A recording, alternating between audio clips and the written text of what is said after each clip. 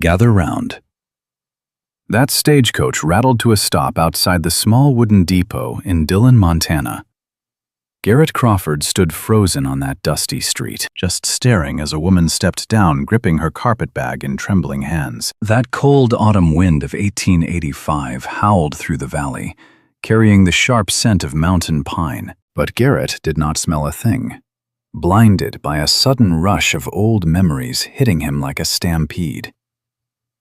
Those bright eyes, that face. 20 hard years had passed, but he would recognize her anywhere. Clara. Her name just slipped past his lips before he could stop it, spoken like a desperate prayer and a heavy question combined. The woman's head snapped up fast, her bonnet slipping back to show honey-colored hair now carrying a few early streaks of silver. Her emerald eyes grew wide, and all color left her pale face as sudden recognition hit. That heavy carpet bag slipped through her fingers, hitting the hard dirt with a thud that echoed loud in the dead silence between them. Garrett. She breathed his name out like she was facing a ghost. All around them, Dillon kept moving. Tired miners fresh off the silver claims dragged their heavy boots straight toward the local saloons. A heavy timber wagon slowly creaked right past.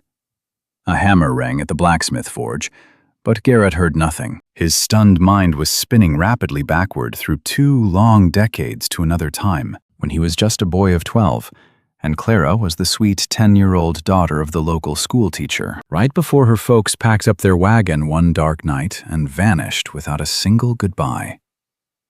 "What are you doing out here?" he finally managed to voice real rough. Clara opened her mouth, shut it tight, then bent down to grab her bag with trembling hands. When she finally stood straight, her chin lifted with a fierce, defiant pride, even though tears were quickly gathering in her eyes. "I am out here to meet my husband. Well, my husband-to-be. I replied to a mail-order bride advertisement, and they told me to come down to Dillon, Montana to meet Mr. Garrett Crawford." Now let me tell you, those words hit him like a solid punch. For 3 months he had been writing to Nora Thompson from St. Louis.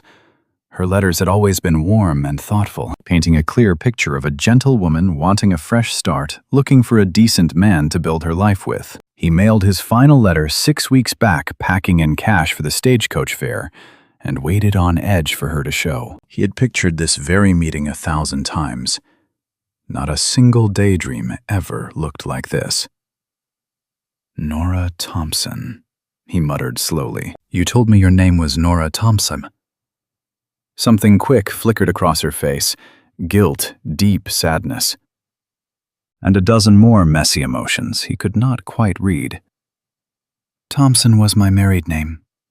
I was widowed 3 years back, and Nora is my middle name. Clara Nora Thompson.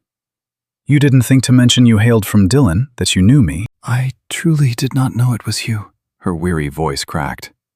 "The paper just read, E. Crawford Rancher, Dillon, Montana. I figured it might be your father, or perhaps a completely different Crawford family out there. Dillon is not so tiny that there couldn't be another family sharing that name, and I honestly never knew you stayed around here.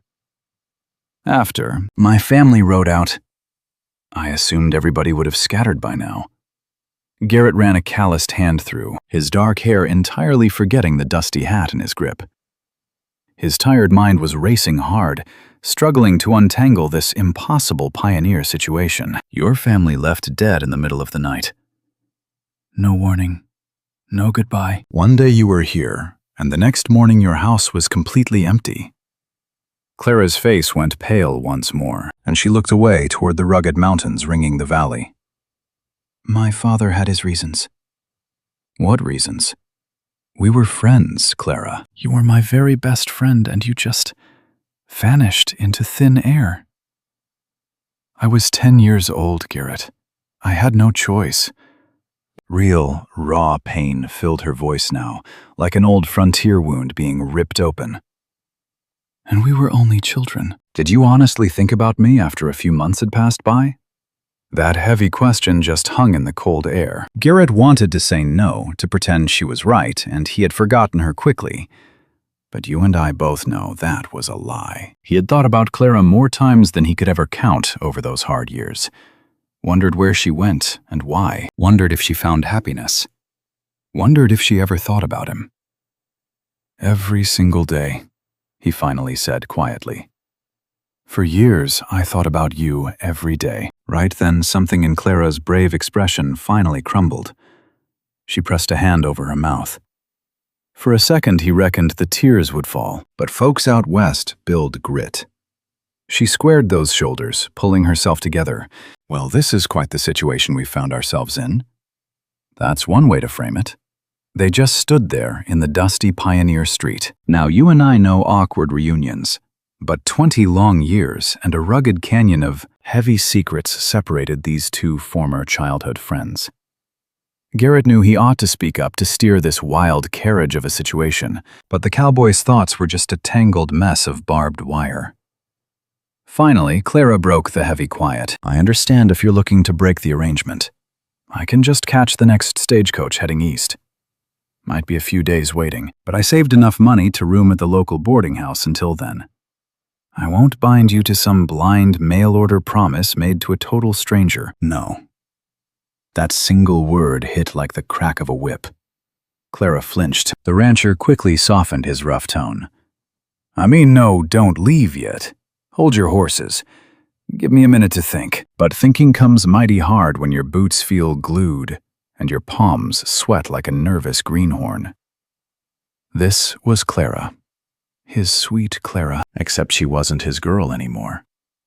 She stood there, a grown woman, a grieving widow who had walked a long trail he knew nothing about, and he was slated to marry this woman in exactly 7 days, just like their frontier letters promised. A heavy buckboard wagon rattled past. Suddenly, Garrett realized the entire frontier street was soaking up their drama. Old Mrs. Henderson watched, from the general store doorway, with shameless, burning curiosity. Even Tom Miller stopped loading his feed wagon just to stare. Let's be honest, folks. By sundown, the whole frontier town would be gossiping about Garrett Crawford and this mighty strange reunion out on Main Street. "Come on," Garrett muttered gently, reaching to grab her heavy carpet bag. "Let's get you out of the public eye. We'll talk at my ranch. It's about 3 miles down the trail." Clara hesitated right there. He spotted raw uncertainty flashing in her eyes. "Is that proper?" "I've got a tough housekeeper, Mrs. Chen. She'll be there. Besides, if you're set to be my mail-order bride, folks will talk worse if I leave you here."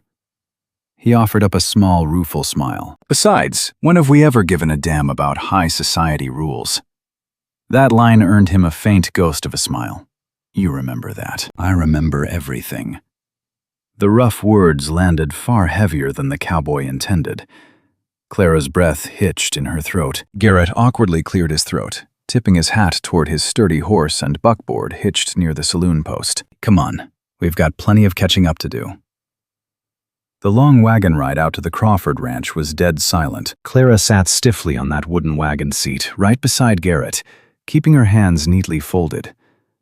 Her tired eyes locked on the deeply rutted dirt road stretching ahead. The sprawling Montana Valley unfolded in shades of rust and amber. Fall was painting those creekside cottonwoods in striking yellow fire. Jagged mountains loomed on either side, their high peaks already crowned with a heavy blanket of early frontier snow. "It's gorgeous," Clara whispered, finally breaking the long silence. "I completely forgot how stunning this raw country is. Best grazing land in all of Montana." Garrett boasted, easily slipping into the comforting rhythm of praising his territory. Talking cattle was easier than unburying the past. "We pull fresh water straight from Rattlesnake Creek. Endless grass for the herd. Winters bite hard, but we survive just fine. You claimed in your letters you ran 200 head of cattle. 230 now. Had a mighty fine calving season." He studied her quietly from the very corner of his weathered eye. "You mentioned in those letters you're a reader. Said you helped run a big city boarding house all the way in St. Louis." "I did. When my husband passed on, I desperately needed wages. The owner, Mrs. Fletcher, kindly took me under her wing. She taught me how to balance the ledgers and how to wrangle the difficult, rowdy boarders, how to build a warm hearth for drifters far from home." Clara's soft voice carried a wistful, lonely ache. She was mighty kind, but she passed last spring, and her son quickly sold the entire property. Left me stranded alone again. Figured it was high time for a real change. A fresh start. Why Dylan? Must have been hundreds of lonely ranchers advertising for brides out west. Clara stayed dead silent for a long minute. When she finally answered, her voice was barely a whisper over the clattering wooden wagon wheels. I reckon part of my soul just wanted to come home. Even before I knew it was your ad, I saw the name Dylan, Montana, and something deep in my chest just pulled me west. Is that foolish? No, Garrett murmured gently. Not foolish at all. You and I know the trail ahead is long, but their silence felt slightly less strained. Picture this. The wagon crested a dusty rise, and Garrett's sprawling ranch opened up across that whole lower valley. That main cabin was built out of thick, sturdy timber, boasting a wide, sweeping porch hugging two whole sides. Over to the left sat a grand barn, painted fresh, bright red, and sturdy corrals penned up his horses, and a small herd of cattle. Sweet wood smoke drifted from the chimney, a mighty welcoming sight in that crisp autumn chill. All this is yours? Clara asked him, pure, genuine shock ringing loud right in her voice. Raised it myself these past 8 years. Had some hired hands for the barn and expansion, but that first original cabin, that was just my own 2 hands. Pure, hard-earned frontier pride rang in Garrett's words. He simply couldn't hide it. He'd bled for every single board and iron nail on that claim. It ain't overly fancy, but it is home. It's truly beautiful, Clara replied, sounding dead serious. Just as that rig rolled right up to the house, the front door swung wide. Out stepped a small, iron-tough woman in her 50s taking the porch. Mrs. Chen wiped her flour-dusted hands on an apron, squinting hard at that wagon with burning, undisguised curiosity. She had traveled up to Montana from San Francisco 5 years back with her late husband chasing big dreams down in those silver mines after a tragic mining cave-in took his life. Garrett took her on to run the homestead, and let me tell you, that woman proved worth her literal weight in gold. Back early, I see, Mrs. Chen hollered. This must be the lucky bride. Mrs. Chen, meet Miss Clara Thompson. Clara, my housekeeper, Mrs. Chen. Clara climbed down off that buckboard with all the dusty grace she could muster, smoothing out her travel-beaten skirts. It is a mighty pleasure to meet you, Mrs. Chen. The older woman's hawk-like eyes darted from Clara over to Garrett, instantly picking up on the heavy, crackling tension hanging between the two. Well, step on inside, both of you. I have strong coffee brewing, and supper will be ready in an hour. You both look like you could desperately use it. The cabin was mighty warm, smelling beautifully of fresh-baked bread and a rich stew bubbling on the stove. That main parlor was simple, but mighty cozy. A massive riverstone fireplace anchored one whole wall, surrounded by heavy, rugged furniture that Garrett clearly built by hand. Leather books lined a shelf by the window, and Clara's weary eyes drifted right to them instantly. The guest quarters are fully prepared, Mrs. Chen announced, pointing down a short hallway branching off that main parlor. Got it ready first thing this morning, expecting the new bride. I will gladly show you where to stow your bags, Miss Thompson. I appreciate it, Clara murmured softly. She trailed the older woman down that hall, leaving Garrett totally alone with his spinning thoughts for the first time since the stage rolled into town. Stick with me here, folks. He slumped into his favorite armchair, dropping his weary head back against the solid wood. What in tarnation was his next move? He had braced himself to meet a total stranger to court her slow and proper, until they both felt steady enough to actually get hitched. He was ready to forge a fresh frontier life with a woman carrying absolutely zero history, no towering expectations, and no shared memories. But Clara wasn't a stranger. She was the very girl who taught him how to snatch frogs out of the muddy creek. The girl who kindly split her lunch whenever his own father forgot to pack him one. The one who read tall tales from her daddy's books right under the cooling shade of that massive old oak tree sitting behind the wooden schoolhouse. She was his very first friend, maybe his absolute best friend, and she had disappeared without a trace. And now she was supposed to become his wedded wife.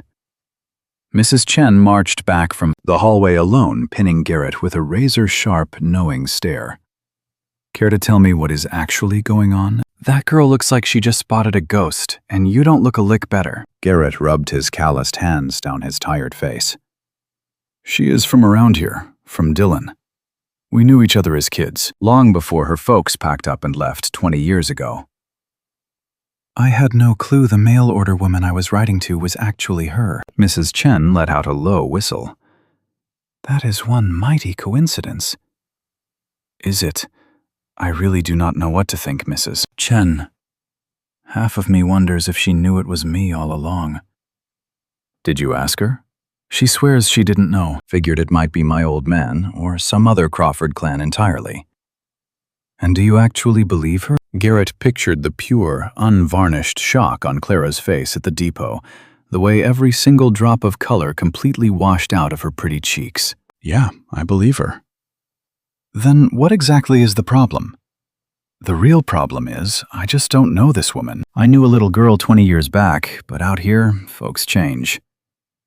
Ask yourself this. What if we're totally different now? What if she's disappointed? What if I am? Gather round, folks. Mrs. Chen took the chair across from him, her expression stern as a prairie judge.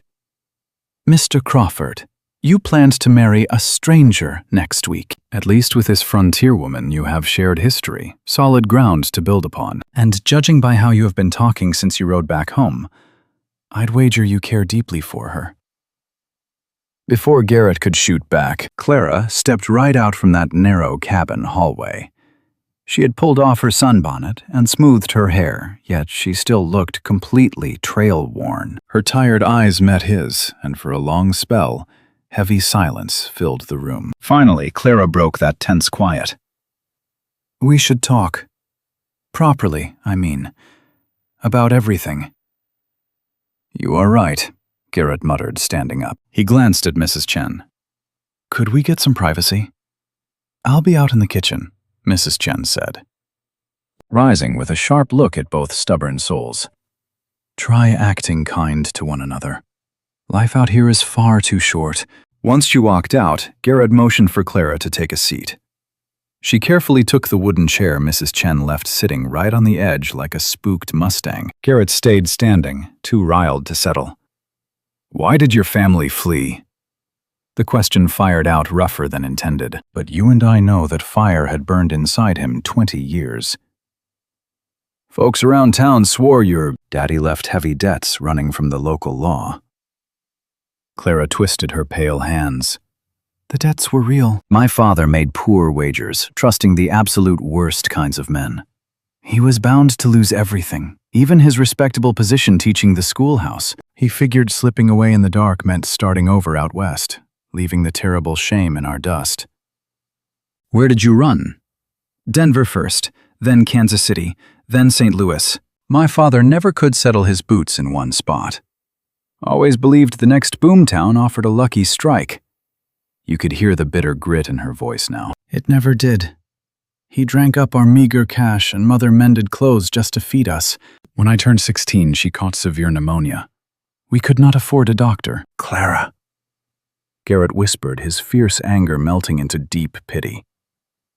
I am mighty sorry. After she passed, my father surrendered.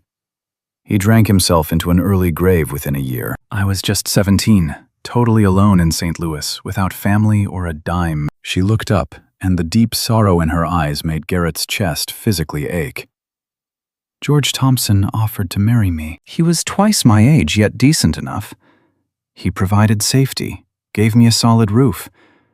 I cannot claim true love, but I was awfully grateful. When his heart gave out 3 years ago, he left me enough funds to survive on my own for a good while, but the savings dried up, and I was dead tired of riding life alone. So you answered my homestead ad. I answered several frontier advertisements, Clara confessed. Yours felt exactly right. You wrote beautifully about the mountains and the valley, about building a ranch that lasts. You sounded like a steady man who truly understood sinking roots deep into earth. making a proper home. And when I saw the town was Dillon, I figured destiny brought me all the way back. Now, picture this. Garrett walked to the cabin window, staring at the wild territory he had fiercely claimed as his own. After your folks vanished, my pa took to the bottle. Always a hard man, but he got downright vicious. I bolted home at 16, working cattle drives stretching all across the Montana and Wyoming plains. Saved every single cent. Turned 24, rode right back here and bought up this acreage. I have been building it up ever since. Why ride back? To Dillon, I mean, if your father was still around. He had passed on by then. Fell off his horse drunk and snapped his neck. Garrett's voice went flat. I returned because this was home. Because despite the dark times, there were mighty fine memories planted in this soil. Most of those memories meant a little honey-haired girl who feared absolutely nothing. Clara made a soft sound. When Garrett turned, tears washed her dusty cheeks. I was terrified of everything, she softly whispered. I was petrified that fateful night we fled. I begged to say goodbye, but my father refused to allow it. He barked that we could not tell a living soul where we headed. I searched for you. For months, I asked every lone drifter crossing through town if they had spotted your family. I even tried tracking your wagon, but being 12 years old, I only made one day's ride on the trail before I had to turn back. You really tracked me? Of course I did. You were my absolute best friend, sweet Clara. You were the only person who made life in this town bearable.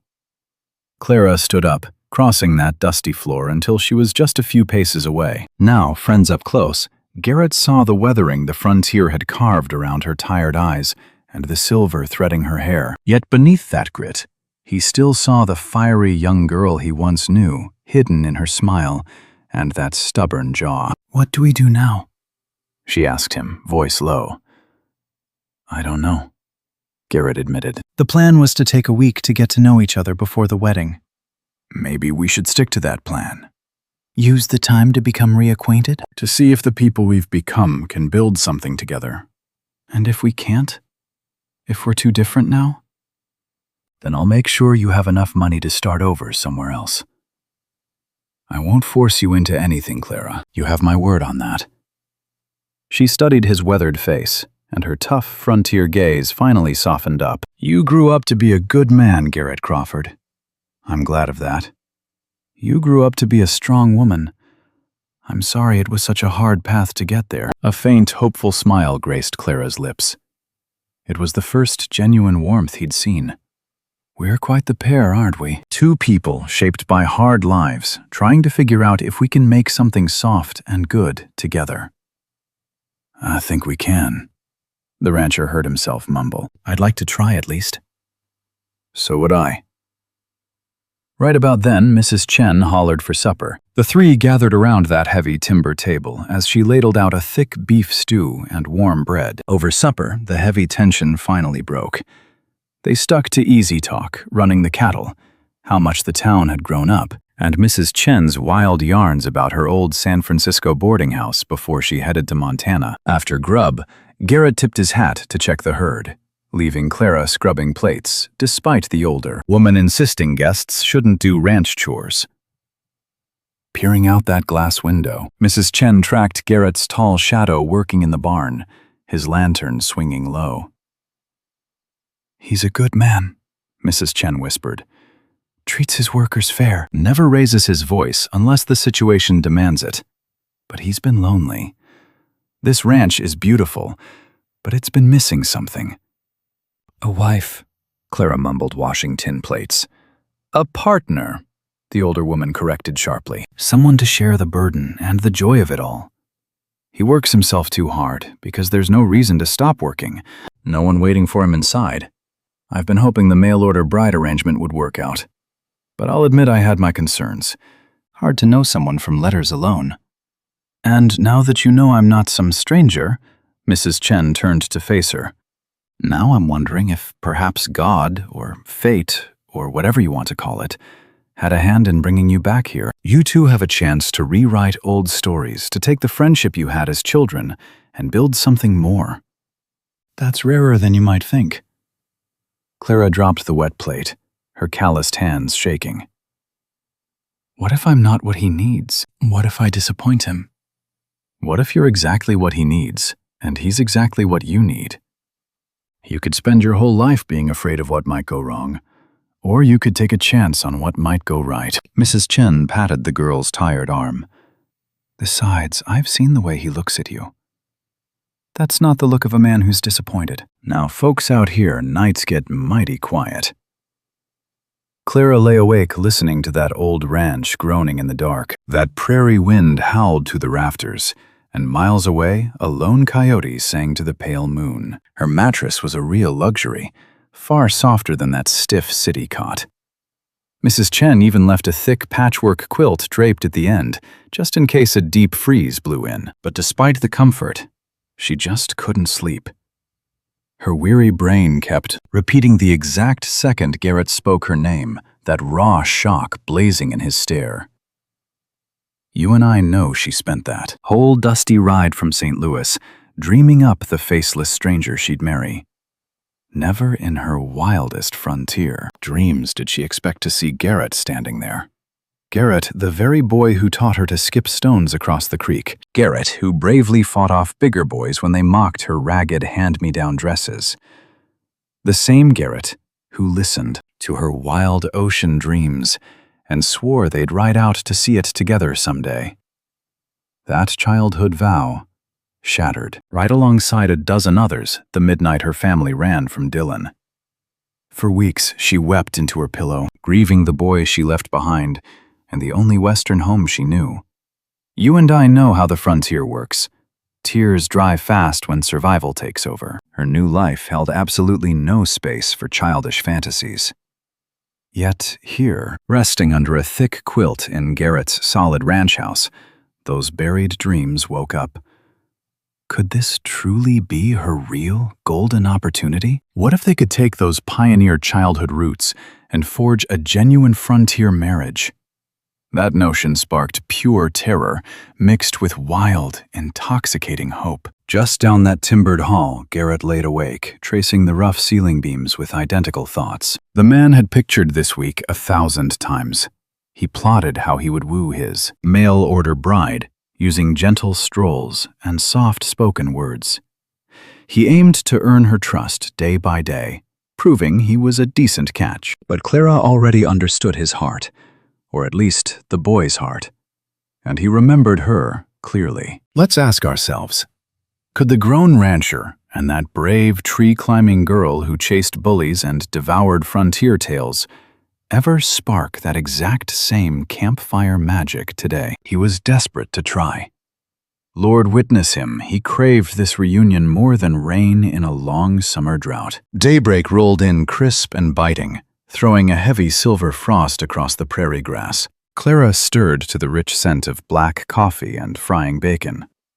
Stepping out in a simple, practical cotton dress, she found Mrs. Chen working the iron stove, with Garrett nowhere around.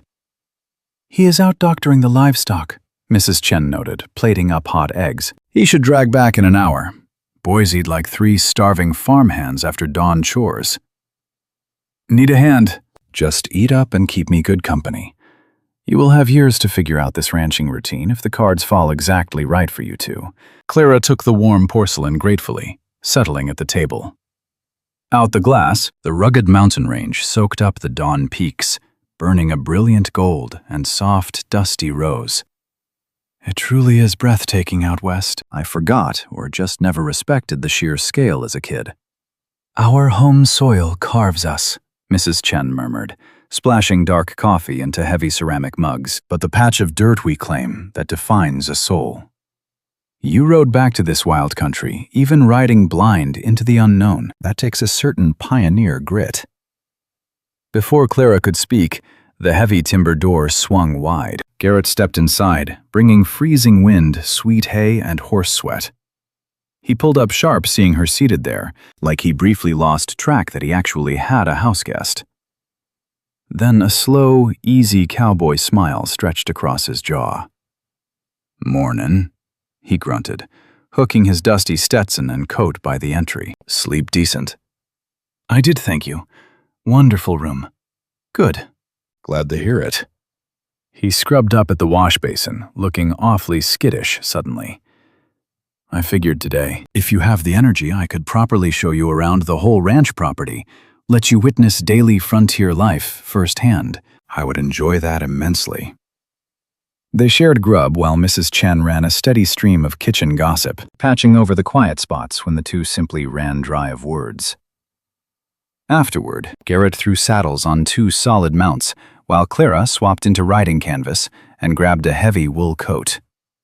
The valley air hit crisp and incredibly pure as they spurred away from the main bunkhouses. Garrett held his gelding to an easy walk, tracing his property lines and laying out big plans to multiply the cattle herd next spring. Clara tracked every word, pitching sharp questions that proved she cared. Inch by inch, the heavy awkwardness between them melted away. See that high ridge? Garrett pointed toward a jagged rock formation a mile out. That is where our main creek starts all snowmelt. Now, you and I know western water is gold. Flowing year-round, it makes this dirt priceless. Even in dry summers, water flows. How many acres do you own? Sitting on 800 right now. Started with 200, but I snapped up neighboring claims whenever folks packed up and sold out. It is plenty of grazing for a strong beef herd, with wide open room to expand later. They rode easy in the saddle, tracking the winding water down through the belly of the valley. Old cottonwoods hugging the banks burned a fierce gold leaves dancing in the high plains wind. Picture this with me, folks. A lone hawk rode the mountain thermals high above. Suddenly, Clara shattered that frontier silence. There's something I need to know. In those long letters you spoke of needing a real partner to share this rugged life. Was that gospel truth, or just pretty frontier poetry to lure a bride?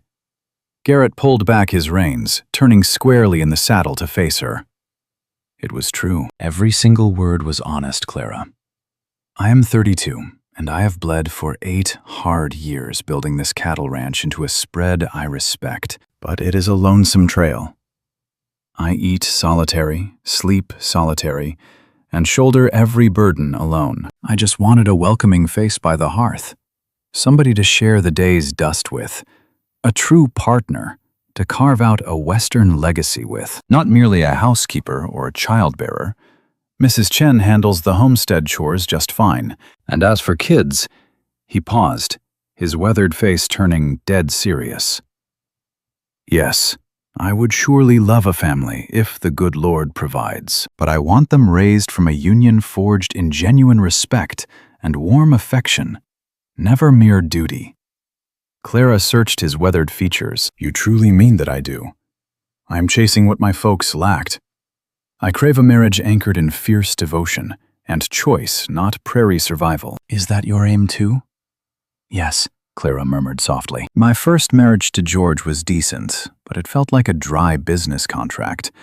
He required a capable parlor manager, and I desperately needed a safe harbor. We shared fondness, sure, but lacked any real frontier fire or deep soul tie. I always daydreamed about throwing my lot in with a man I genuinely loved. Then let us find out, Garrett declared. Let us use this whole week to see if we strike that vein. No forced hands, no heavy burdens. Just 2 old souls learning each other's trails anew. I would like that. They rode onward, and as the prairie sun climbed higher, their guarded talk flowed smooth.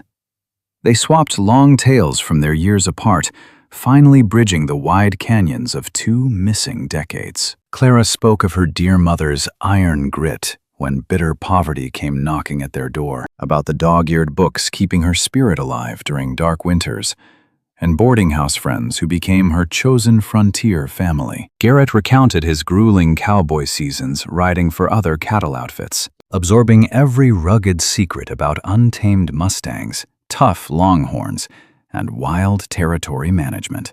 He spun a yarn about buying those first 10 steers, recalling that fiery pride as his booming herd painted the valley. He confessed how howling blizzards nearly broke his back, and how golden summers saved his soul. You ever ponder how things might have played out if we stayed? Clara asked softly, reining in to let their mounts sip from a cool stream. If my folks stayed put endlessly back in my younger days. I always pictured us riding out those teenage years together, maybe getting hitched down the line, just silly, childish fantasies. Were they? Clara grew quiet. Think about your own youth, folks. We were thick as thieves, Garrett. Even as kids, we shared a rare bond I have hardly seen out here since. Garrett swung down from his saddle and stepped over to help Clara dismount, his calloused hands surprisingly tender.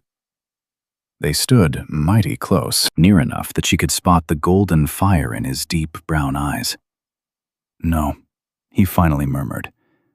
They were not foolish. Those were the honest prayers of a boy who lost a precious diamond and by some holy miracle stumbled right back onto it. We are not those same innocent kids, Garrett. No, but maybe that is perfectly fine. Maybe the hardened folks we have grown into can forge something stronger than those kids ever could. Clara hesitantly raised her shaking hand, tracing his wind-burned cheek. I desperately want to believe that. Then trust it.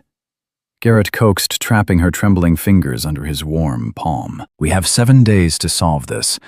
Let us not squander this by running scared. He was dead right. Blind panic steered her wagon for far too long. She was terrified, fleeing into the pitch-black prairie night, trembling through all those lean, unforgiving frontier seasons, shivering when the sickness claimed both her folks.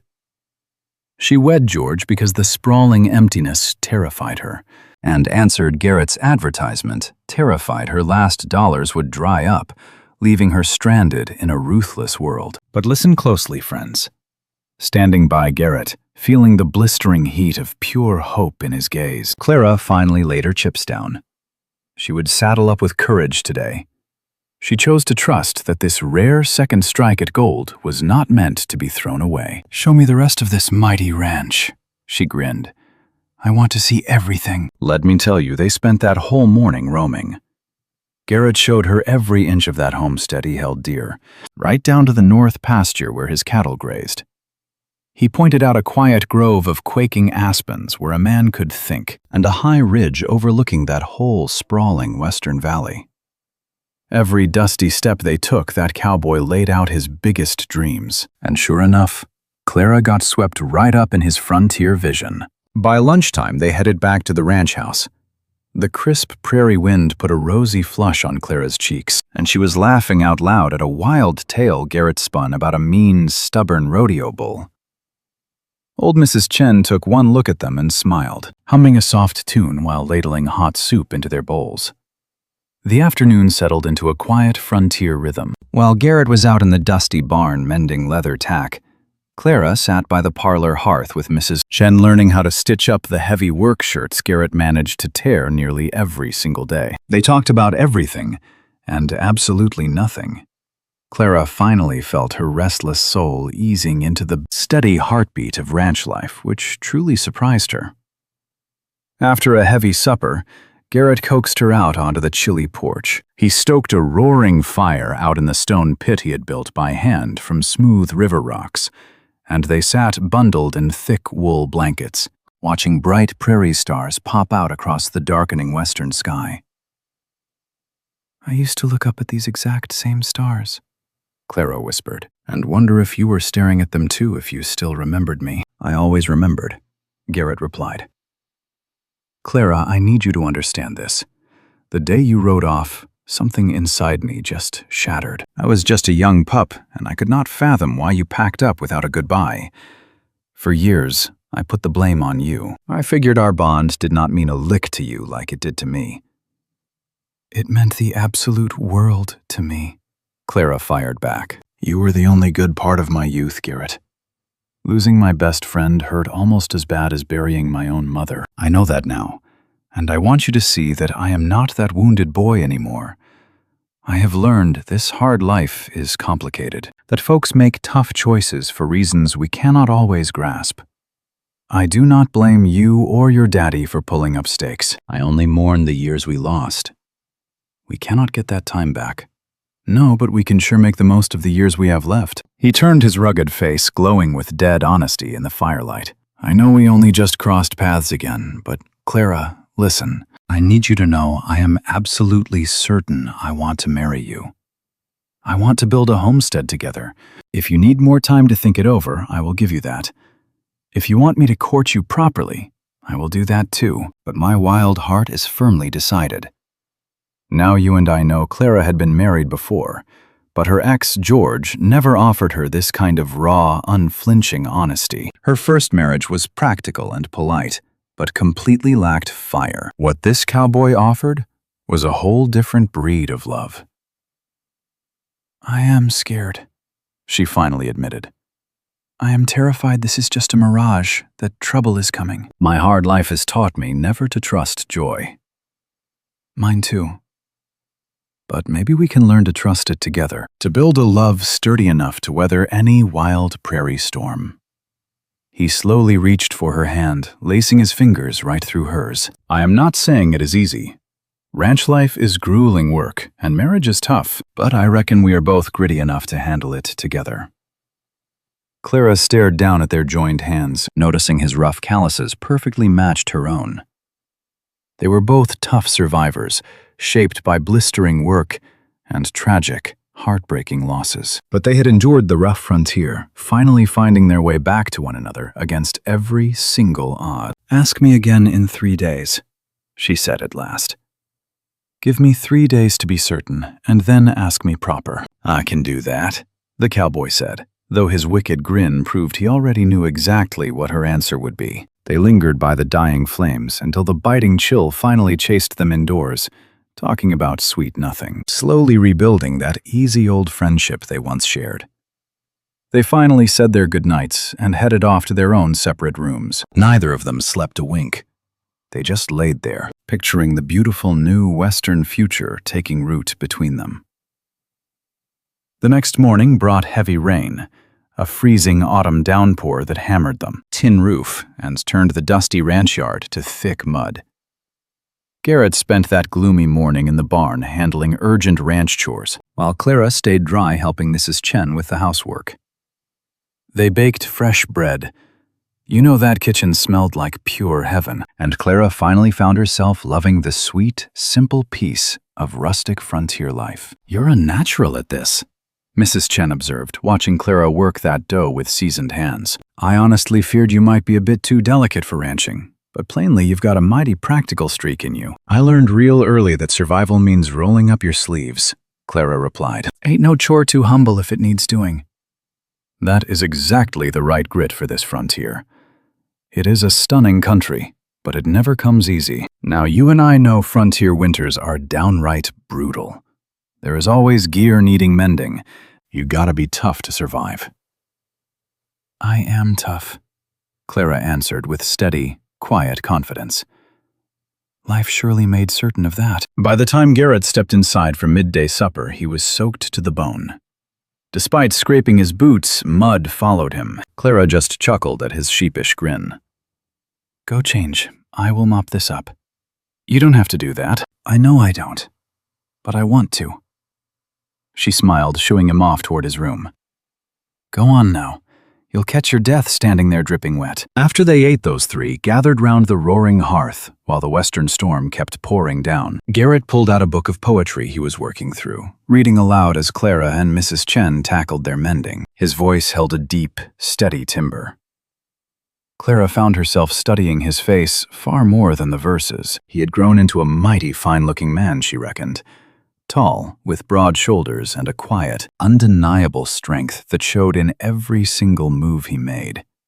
His rugged face carried the unmistakable brand of a hard life spent outdoors. Deep lines etched from squinting into the prairie sun, alongside pale scars from rough broncs and grueling labor. Yet kindness pooled in those eyes, and his calloused hands were gentle with small chores. Looks aside, it was his sturdy frontier character that truly pulled her in. He treated Mrs. Chen with deep respect and true, honest affection. He spoke of his ranch hands with real concern for their welfare. He shared his ambitious dreams, never sounding prideful, but with the quiet grit of a man who knew a bountiful harvest only comes from sweat and endless patience. Now you and I see this cowboy was worth betting on.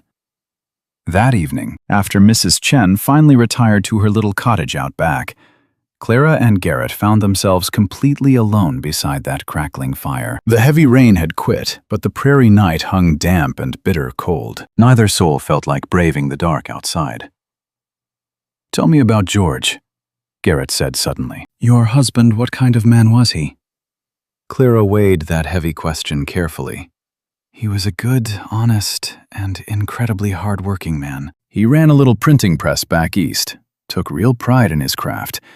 He treated me kindly, never once raising his voice or a fist. But he was considerably older, mighty, set in his tracks. We rode parallel trails rather than living as one, if that makes any sense to you." "Did you actually love him?" "I cared for him deeply and felt mighty grateful to him. But no, I never loved him like a woman ought to love a husband. I was just 17, completely desperate when we tied the knot. Love felt like a luxury I could not afford. And now," Clara met his steady eyes, "now I truly want more. I want that fire I have been reading about all these lonely years. I want wild passion, true partnership, and a love that makes every grueling day worth riding through." Garrett left his armchair sitting right beside her on the settee, close enough that their weary shoulders finally touched. "I want that too. I've been out here alone so long, Clara. I want a partner to wake beside, a good woman to share my heavy burdens and hard-won victories with. I aim to build a lasting legacy, not just some cattle operation, but a true home brimming with life. Children, if the good Lord blesses us, absolutely. But even if it's just us, I'll count myself the luckiest man alive." Clara pivoted the cowboy entirely. "You are a fine man, Garrett Crawford. Likely better than I deserve. Hush now. You deserve every piece of happiness, Clara. Life out here has battered you hard enough already." The pair sat close in the amber firelight, swapping their deepest hopes and frontier fears late into the midnight hour. Garrett confessed a heavy worry that he lacked book learning, terrified his rough-hewn cowboy ways might just bring her shame. Clara admitted her own gnawing dread that she lacked the rawhide toughness for ranch life, that she might break when he needed her steady. They traded sweet comforts, forging an ironclad trust and shared understanding with every single spoken word. When they finally called it a night, Garrett took Clara's delicate hand, raising it up to press a tender, gentlemanly kiss against her knuckles. "Just 2 more sunrises," he murmured. "Then I am asking for your hand proper."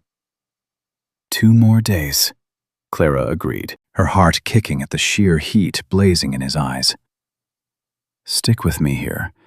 That third morning broke bright gold, the passing storm leaving the wild frontier washed perfectly clean. "Gather round, friend," that morning over black coffee. Garrett mentioned needing town supplies, asking if Clara cared to saddle up and join him. She jumped right at it, mighty eager to see her old stomping grounds. The trail to Dillon ran smooth, that golden autumn sun warming their shoulders the whole way. Riding in Clara could plainly see that frontier outpost had swelled up good. Fresh timber storefronts flanked Main Street, and a whole mess of folks bustled around compared to her girlhood days. The silver mines brought prosperity. Garrett told her steering past a downright fancy new hotel. "The population has nearly tripled since you left. It's not the small town you remember anymore."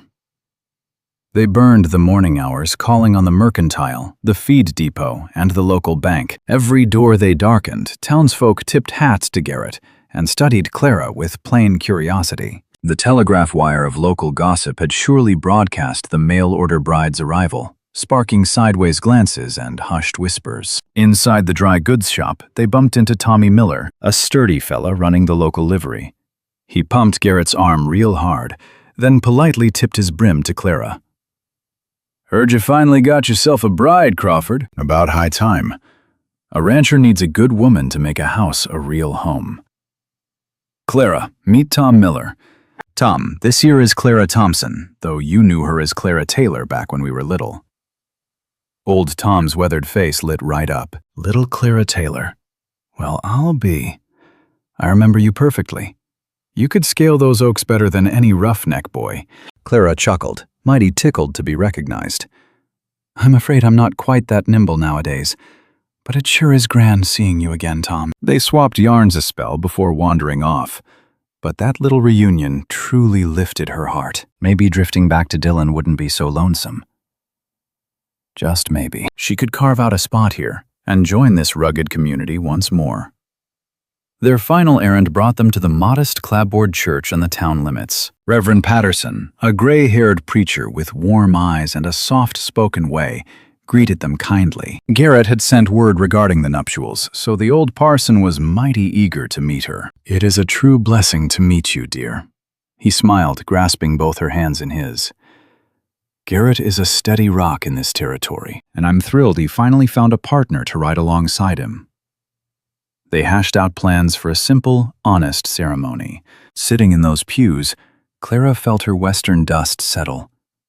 This whole setup felt right. Honestly truer than anything she had known for many a long, hard winter.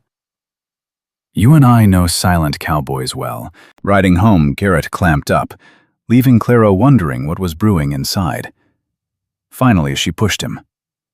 "I was pondering the strange ways of fate," he murmured. "All those lonely years, those dusty miles keeping us apart. And here we are, riding toward my claim together, like it was written in the stars." "You believe in destiny?" "I never used to. I figured life was just blind luck and elbow grease. But seeing you here, I reckon the good Lord himself guided you back to my valley. Maybe it was pure coincidence. Maybe it was destiny. Regardless, I am sure glad I made the trip." "Me too."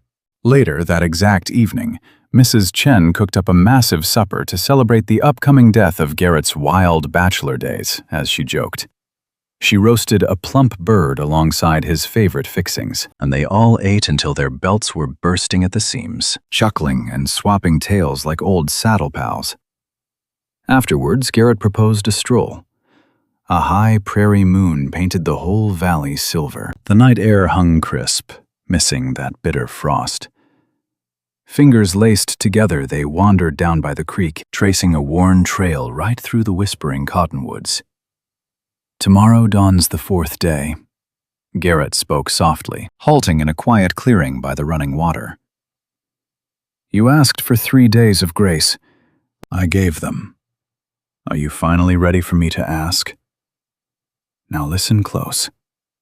Clara gazed up at his moonlit face, seeing pure hope shining in that cowboy's steady eyes. She chewed on those last 3 days, recalling how smooth they had slipped right back into step, how entirely right it felt standing by his side. She pictured the frontier life he offered, the deep partnership and legacy they could forge together. "Yes," she whispered simply, "I am ready." Garrett gathered her hands tight, holding them firm, yet gentle as a breeze. "Clara Nora Thompson. I know the trail leading here was twisted and mighty unexpected, but I believe with all my soul that God meant for us to cross paths again. You're my oldest friend, but I truly believe we could be a whole lot more. Will you marry me? Will you be my partner, my wife, and build a good life right here with me?" Clara felt tears welling up in her eyes, but these were tears of pure joy. "Yes, Garrett Crawford. Yes, I'll marry you." He swept her right into his arms, holding her tight, and that sweet girl finally felt like she was home. When he kissed her, gentle under that pale western moon, it felt just like an ironclad promise. A firm promise of brighter days ahead, of a love that would only grow richer as seasons passed, of a partnership forged on mutual respect, affection, and a long shared history. They lingered by that creek for a good long while, wrapped in each other's arms, whispering quiet plans and promises. Walking back to the ranch house, their fingers were laced tight, and both were grinning big. Those next 3 days just flew by in a happy, bustling blur of wedding preparations. Clara and Mrs. Chen spent hours altering one of Clara's finest dresses for the ceremony, adding delicate lace and pinning small adjustments until it sat just perfect. Garrett rode straight into town to finalize his plans with Reverend Patterson and invite a handful of close friends to witness the ceremony. That night before the wedding, Clara just couldn't sleep. She stood by her window, gazing out over the moonlit valley, pondering how drastically her whole life was about to change. She felt a bit nervous, but never afraid. What she truly felt was eager anticipation, a fiery excitement for the frontier she was about to cross. A soft knock startled her. "Come in," she called softly. Mrs. Chen stepped inside, carrying a warm shawl. "I figured you might still be awake. It is a mighty rare bride who sleeps well right before her wedding day." "I'm way too excited to sleep." Mrs. Chen stepped up beside her at the window. "You are doing the right thing, you know. Garrett is a good, honest man, and you two have something truly special. I've seen how you look at each other moving in step, like you've been partners for years instead of just a few short days. We were close friends long ago. Maybe that is what we are feeling, just an echo of what we once had. It is way more than that, and you know it. You are falling in love with him, and he is falling right back. Do not be afraid of it, Clara. You embrace it." Clara turned to the older woman, recognizing the deep wisdom in her eyes. "Thank you, Mrs. Chen, for everything. For making me feel so welcome out here, and for your gentle kindness and guidance. Thank you for making Garrett happy. That is all the payment I need." She kissed Clara on the cheek and headed for the bedroom door. "Now try to get some sleep. You will want to look your best tomorrow." Let me tell you that wedding day dawned clear and gorgeous. One of those perfect western autumn days with an impossibly blue sky and crisp, clean air. Clara got dressed with Mrs. Chen's steady help, her hands trembling just a bit as she fastened the tiny buttons on her altered dress. That pale blue fabric perfectly suited her, and Mrs. Chen had woven a few late-blooming wildflowers right into her hair. "You look absolutely beautiful," Mrs. Chen said, her voice thick with pure emotion. "Garrett is one lucky man." The ceremony took place down at the small frontier church, with roughly 24 local folks in attendance. Old Tom Miller was there, alongside several of Garrett's loyal ranch hands and a handful of neighboring cattle ranchers and their lovely wives. Reverend Patterson stood at the altar, beaming with true joy. Folks, when Garrett saw Clara walking down that aisle, his breath just caught. She looked mighty lovely stepping toward him with pure grace and confidence, her eyes locked dead on his. He had never seen a more beautiful sight. They stood together before the Reverend, their hands clasped, and spoke their sacred vows with voices ringing clear and true. When Garrett slid that simple gold band onto Clara's finger, she felt its heavy weight like a solid promise made real. And when the Reverend pronounced them husband and wife, and Garrett finally kissed her softly in front of their small gathering of friends, Clara felt something deep inside her wild heart settle and sing. They were officially married. They were home. The lively reception was held out at the ranch, with Mrs. Chen cooking up enough hearty food to feed double the guests. There was lively music and laughter, and Clara found herself swept into endless warm conversations with fine local folks welcoming her into their ranching community. It was beautifully overwhelming, and through it all, Garrett stayed real close, his hand resting on her back or holding her as a constant, solid, reassuring presence. Now, as that western sun began to dip and the guests started heading down the trail, Tom Miller pulled Garrett aside for a quick private word. "You did real good, Crawford. She is absolutely perfect for you. Anyone can see you two belong together." "I am one lucky man," Garrett agreed, watching Clara across the dusty yard as she laughed at something Mrs. Chen said. "Let me tell you, luck didn't deal this hand. That is pure fate bringing a childhood sweetheart back home after all those years. You never take a blessing like that for granted. I sure wouldn't." When that last wedding guest finally rode off, Mrs. Chen smartly slipped away to her cabin, leaving those two newlyweds completely alone. That big house fell dead quiet, save for the snapping of the fire Garrett built up on the hearth. Clara hovered right by the mantel, turning mighty shy now that they were entirely alone. Garrett stepped close, taking her hands. "How are you feeling, Mrs. Crawford?" "Mrs. Crawford?" Clara echoed, testing it out. It sounds mighty strange, but wonderful. I am feeling real happy, Garrett. Happier than I have been in years. Me too. He raised a hand to cradle her cheek, his thumb softly brushing her face. I know this whole thing came together awful fast.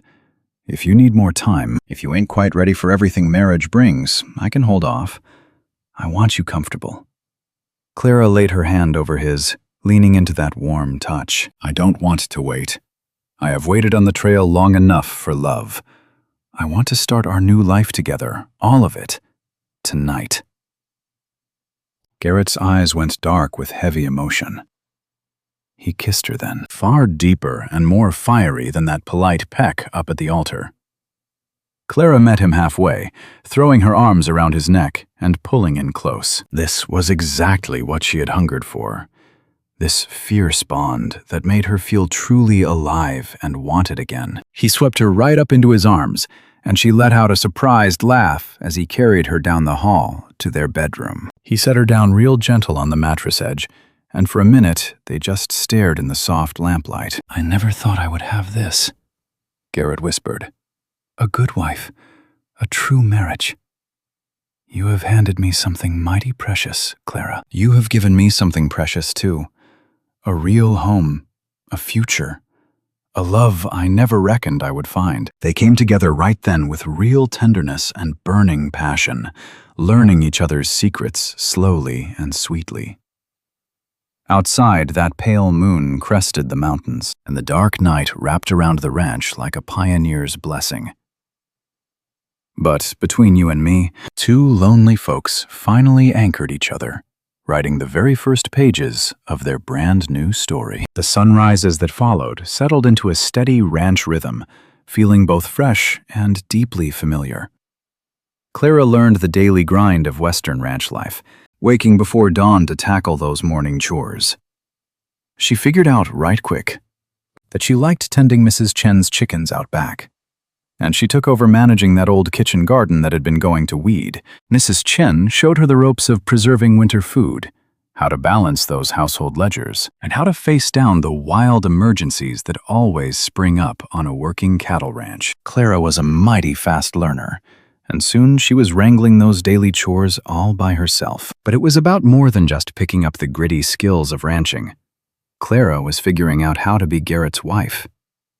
They talked over breakfast about the day's plans. They worked shoulder to shoulder on heavy chores that took two pairs of hands. Come sundown, they would sit by the hearth, sometimes reading out loud, or sometimes just soaking in that peaceful, quiet companionship. And late at night, behind closed doors, they kept discovering each other in the most deeply intimate ways. Their fire grew as they settled into one another.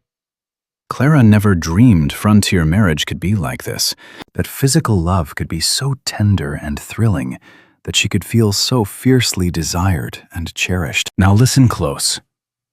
About 2 weeks past that pioneer wedding, Clara woke up to find Garrett fully dressed by the window glass, staring out at the very first heavy snowfall of the whole season.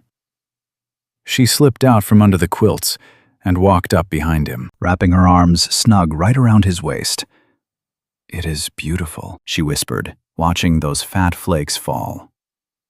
It is also a stark reminder that winter is coming. We have got about one more month of easy weather, and then it gets downright mean. He turned to face her. "You ready for that? Montana winters are downright brutal, Clara. We might end up snowed in for days at a time. It gets awful isolating. As long as I am with you, I am ready for anything." He kissed her forehead, pulling her close. "I love you. I don't reckon I've said that enough. I love you, Clara. I loved the girl you were, and I sure love the strong woman you have become." Let me tell you, Clara felt good tears welling up. "I love you too, Garrett. I reckon I've been falling for you since the very second I climbed down from that stagecoach and heard you call my name." They stood there watching the snow fly, wrapped tight in each other's arms, and Clara realized how far she had traveled. From a scared orphan running blind through the night, to a desperate mail-order bride, and finally, to this exact, perfect moment on the frontier. A frontier woman truly in love with her husband, building a rough but beautiful life of her own. That winter hit like a hammer, exactly like Garrett had warned her. By December, heavy snow choked the ground and the bitter cold set in. Some days the prairie wind howled so mean they stayed trapped indoors. They had to dig deep tunnels through the heavy snowdrifts just to feed the livestock in the barn. But Clara honestly did not mind one bit. The cabin stayed plenty warm, and those three formed a tight little frontier family, waiting out those brutal winter blizzards together. They passed those long nights, playing cards, and Clara taught that cowboy how to knit. He grumbled constantly, but secretly loved it. They read every single book in that ranch house, then read them all again. Christmas rolled around. They celebrated quietly with a pine tree Garrett chopped down, sharing a hearty holiday feast Mrs. Chen and Clara cooked up over the hot stove. Garrett gifted Clara a beautiful catalog shawl made of rich blue wool with bright silver embroidery. She gave him heavy work gloves she had knit herself, lined with warm, soft rabbit fur. But the real blessing came late in January, when Clara realized her monthly time had completely passed. She waited 2 whole weeks to be absolutely certain before telling Garrett the big news. And when she did, his weathered face lit up with pure joy, bringing fresh tears to her eyes. "A baby," he repeated, pulling her close. "We are really going to have a baby, we are. Sometime in early September, if my math is right." Garrett let out a massive cowboy holler, spinning her around until she laughed and begged for mercy. "We are starting a real family, Clara." That night, lying in the dark with his calloused hand resting protectively on her still flat belly, Garrett shared his grand Western dreams for their kid. He swore he would never be like his own old man. He wanted to be gentle and patient, raising a child who felt loved and completely safe. Clara just listened, her heart swelling, knowing that rough Cowboy would be the wonderful father he promised.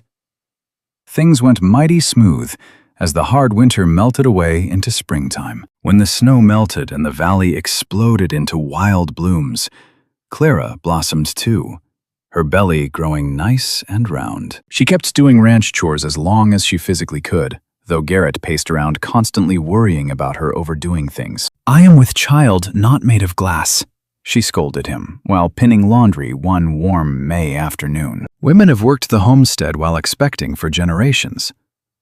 You are not just any woman.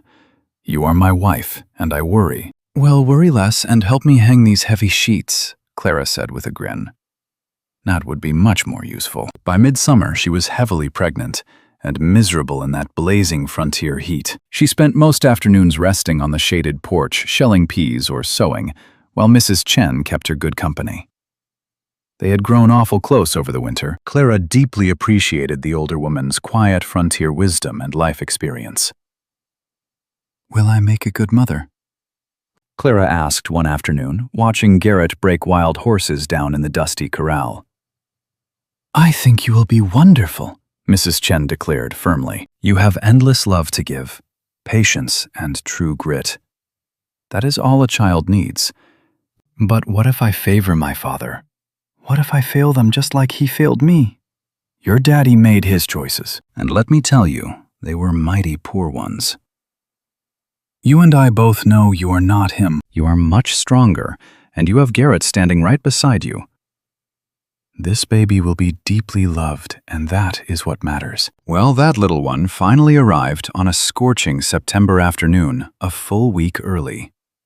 Garrett rode frantically into town to fetch the local doctor, while Mrs. Chen stayed behind, guiding Clara through heavy contractions with steady, calm hands. The labor was brutal and long.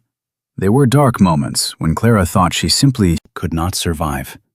It could not push through the terrible agony. But then she heard it, that first sharp newborn wail, and every ounce of pain vanished completely. Mrs. Chen placed that squalling infant right on Clara's chest. You see, looking at that tiny red face, she felt nothing but overwhelming love. "A boy," the old doc declared, wiping his tools. "A healthy, sturdy little cowboy."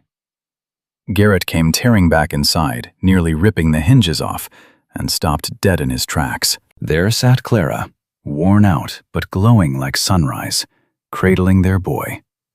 He approached her like she was holy ground. "We got a son." She wept, tears cutting trails down her dusty cheeks. "Garrett, a boy." He eased onto that mattress like it was made of glass, peering at the swaddled bundle. The crying hushed, and those little dark eyes stared back at the frontier. Garrett offered a calloused finger, and that tiny hand gripped it tight right away. "He is perfect," Garrett murmured. "Just flawless." "What are we calling this little one?" They had debated monikers for 9 whole months, never settling on the right fit. But now, looking at the boy's face, Clara knew the exact truth of it. "James," she declared. "James Crawford, for your grandfather, the one you told me had a gentle soul." Garrett just stared, thunderstruck. "You held on to that, I only said it once." "I keep every word you say." She flashed a weary grin. "All right then, James it is." Garrett nodded. He kissed his wife's brow, then pressed his lips right to the boy's soft little head. "Welcome to the wild country, James Crawford. We love you a fierce amount already." You see, out here those first few weeks were a pure blur of moonlit feedings and zero sleep, figuring out how to raise a newborn. Clara was bone-tired, her strength coming back awful slow, but she had never felt happier. Catching Garrett with their boy, watching this rugged rancher hold the infant with such pure, starry-eyed wonder, just made her heart swell clear to bursting. Old Mrs. Chen was an absolute godsend, tending the babe daily so Clara could sleep. But honestly, the mother mostly kept him near, aiming to carve every squeak and tiny feature right into her memory. She had forged this little frontier miracle right alongside the man she adored. When autumn rolled in, brushing the valley deep gold and rust red, little James flourished.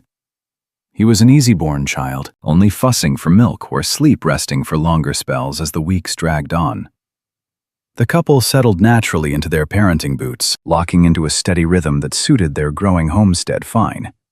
Come late October, with the boy snoozing in the sturdy pine cradle Garrett had carved, the two of them sat on the porch, bundled tight against the biting autumn frost. The first anniversary of Clara hitting town was creeping up on the calendar, and both sat wondering just how wildly their frontier lives had shifted. "A year back I was riding a dusty stagecoach to marry a man I did not even know," she murmured into the night. "I was equally petrified and full of hope, but I sure never pictured this." "Me neither. I just figured I was getting a steady partner, someone to help work the cattle and keep me company.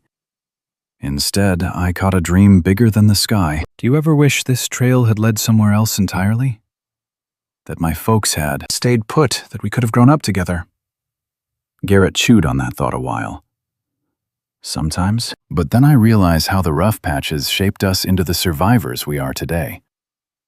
If the trail had been smooth, maybe we wouldn't treasure the good harvest we finally reaped half as much. I reckon we had to get bruised up some, just to learn how mighty fine it feels, being whole together." Clara rested her head against his sturdy shoulder. "When did you get so smart?" "The day I wed you." "You make me want to stand taller, think harder, and appreciate life." They just sat quiet for a spell, taking in the lonesome, beautiful sounds of the working ranch at night. An owl called out from the ridge. Out back, the horses stamped their hooves. Through the open glass, they could hear the steady, peaceful breathing of their sleeping boy. "I want more," she blurted to the wind. "More babies, I mean. If the Lord allows, I want James surrounded by siblings, growing up in a farmhouse packed with noisy joy. Let us fill this whole homestead with life." Garrett gathered her closer, kissing her hair. "I do too. As many as the Almighty sends our way. We will raise them up tough and good, Clara. We will give them everything we missed out on. We will give them love," she stated flatly. "That is the real treasure. The rest is just dust." You and I know those years proved her hope true. Over the next 10 tough winters, 4 more kids joined the Crawford clan. A sweet girl named Margaret showed up 2 years later, trailed by a rugged boy called William 2 years after that. Finally came the twins, Emma and Clara, tearing around the prairie and keeping the whole outfit on their toes constantly. Gather round, that frontier ranch grew alongside their family. Garrett pushed his herd further out, buying up acres and raising a bigger barn. He tacked extra rooms onto the homestead for their fast-growing pioneer brood. Clara wasn't merely a tough frontier wife. She was a downright brilliant businesswoman, balancing the ranch ledgers and steering Garrett toward rock-solid land investments and smart expansions. Good old Mrs. Chen stayed right there through all of it, aging with pure grace and becoming a beloved grandmother to those Crawford kids. She taught the youngsters some Chinese words, spinning wild tales about bustling San Francisco, and spoiled them just enough without raising brats.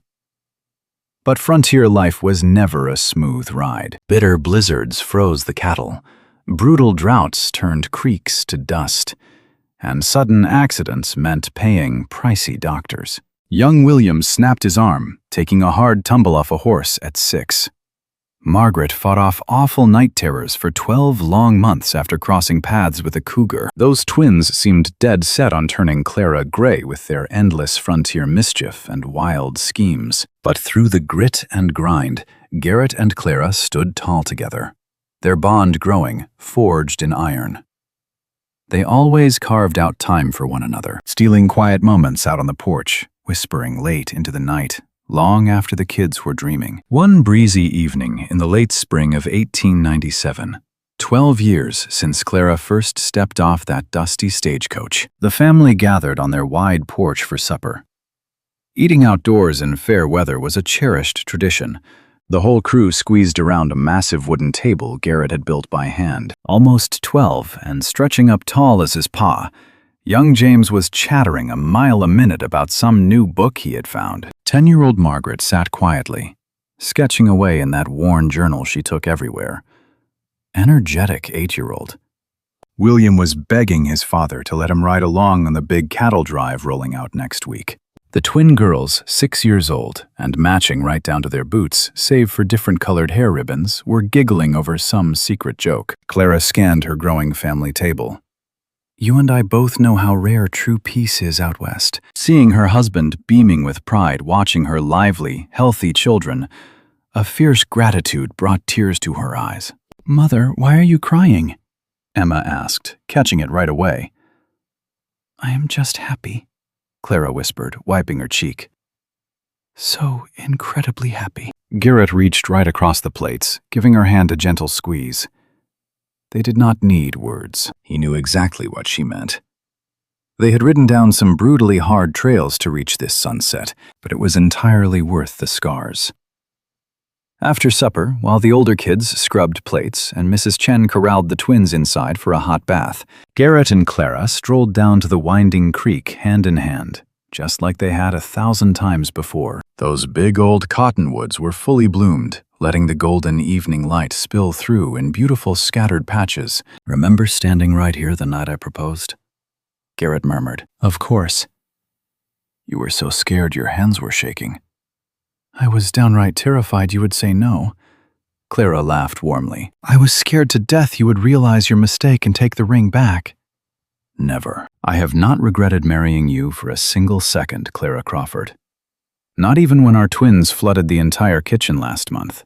Not even then. He pulled her right into his chest, holding her tight.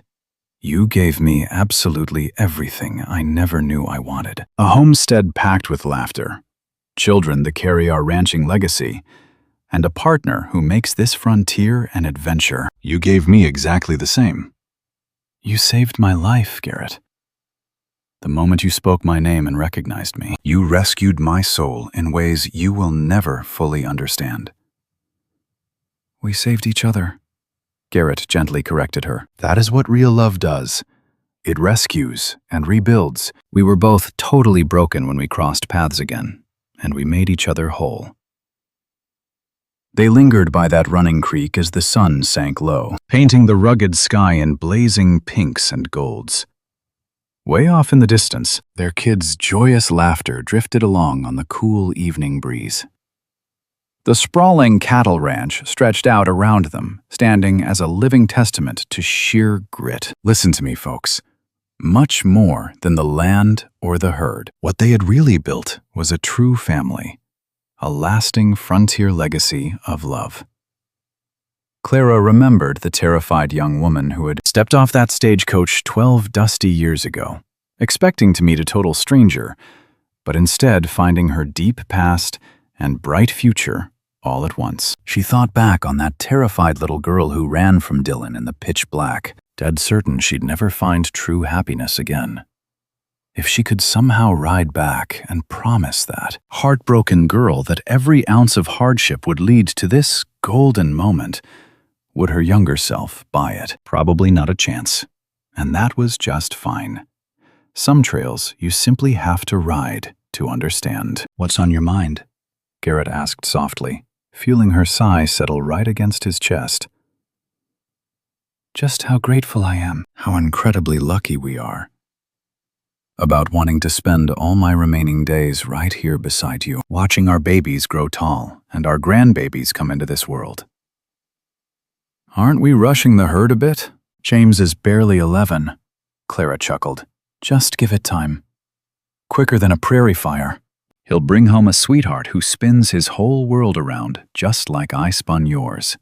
You never turned my world upside down, darling. You set it right side up. They strolled back toward the homestead as the first stars pinned the sky, holding each other tight. Inside it was a beautiful kind of Western chaos. The twins squabbled over toys, while William sweet-talked Mrs. Chen for a later bedtime. Margaret sat completely buried in her drawings, and James read by a lantern drifting off into his own frontier. This was their life. Loud, exhausting, beautifully messy, and absolutely perfect. You and I know how fast the seasons turn. Those youngsters grew up strong and kind, making their parents fiercely proud. James eventually took the reins of the ranch, proving just as stubborn and hard-working as his old man. Margaret hitched a teacher and settled in Butte, always riding back down with her growing brood. William became a fine animal doctor, using that gentle touch to help cattlemen all across the valley. Those inseparable twins opened up a bustling dress shop right in the heart of Dillon. Clara and Garrett weathered the years beautifully. Their hair went silver, and their steps slowed. But that fierce love never wavered. They became grandparents 8 glorious times, filling that old timber house with rowdy visiting kin every single holiday. Mrs. Chen crossed the river peacefully in her sleep at 78, wrapped in the warmth of a family she'd claimed entirely as her own. They laid her to rest on a high ridge, watching the valley carving a mighty fine stone that read, "Beloved friend and honorary grandmother, your deep wisdom and love ride on in every soul you touched." On their 30th anniversary, Clara and Garrett promised it all again in that very same wooden chapel. Generations of their bloodlines packed the pews, while Reverend Patterson's successor blessed the gathering. When Garrett slipped a brand new ring onto Clara's hand, trading that worn gold band from 30 years of dust for one sporting a diamond, she wept pure joy. 30 years, she whispered back at the ranch.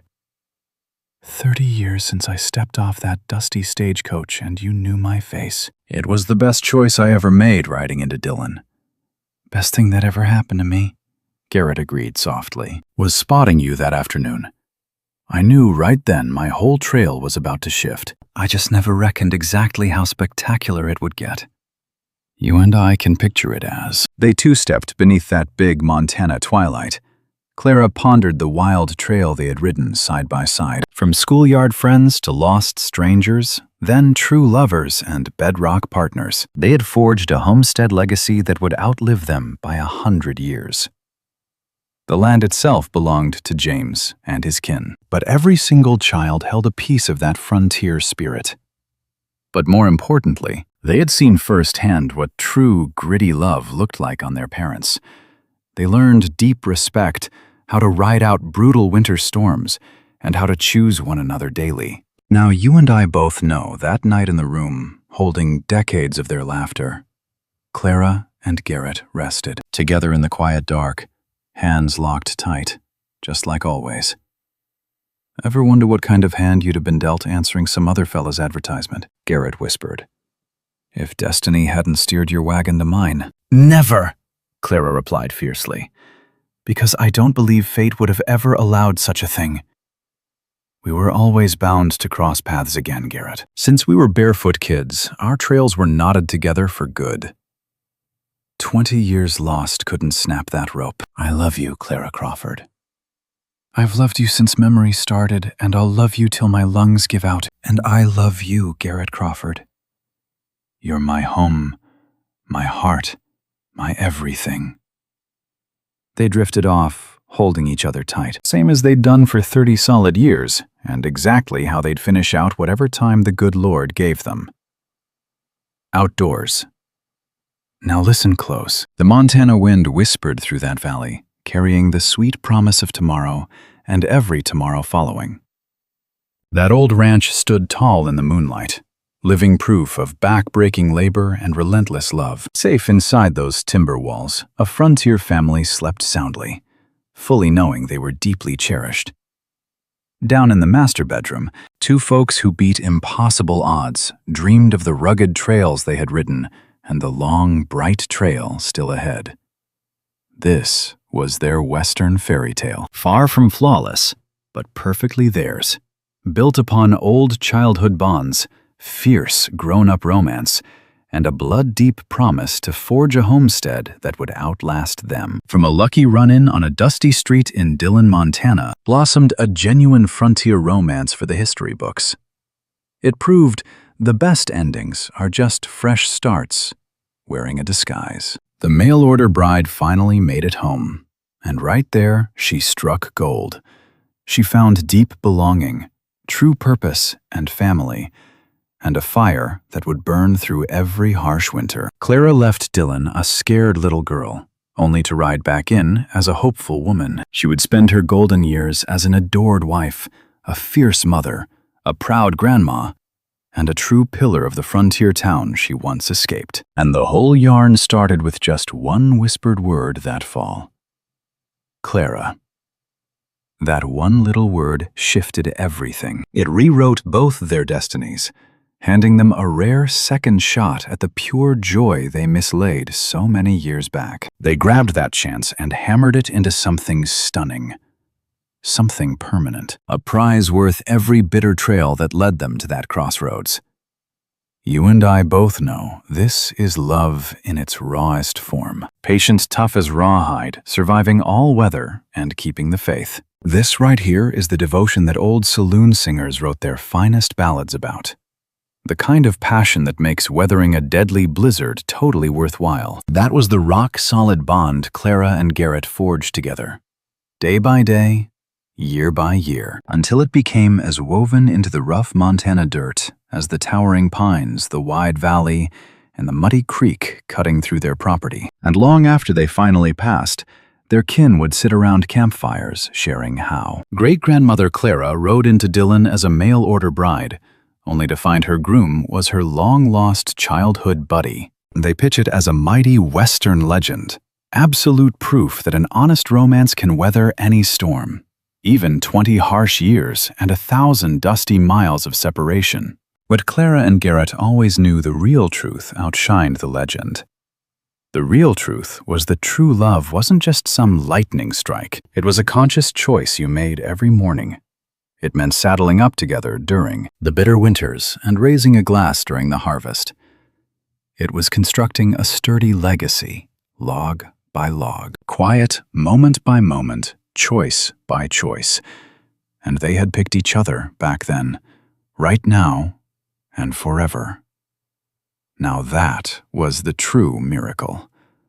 The ultimate Western sunset. Not just that destiny pulled them together, but that they had the pure grit to bet it all when the dealer called, risking their wounded hearts one last time, despite every scar the wild frontier gave them. The mighty Crawford homestead will stand for generations, a tall monument to their sweat and devotion.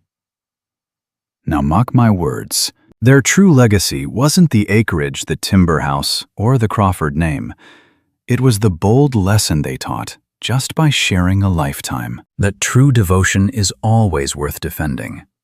That home is wherever your restless soul finally settles, and that the grandest trails often begin just by spotting a friendly face in a dusty crowd.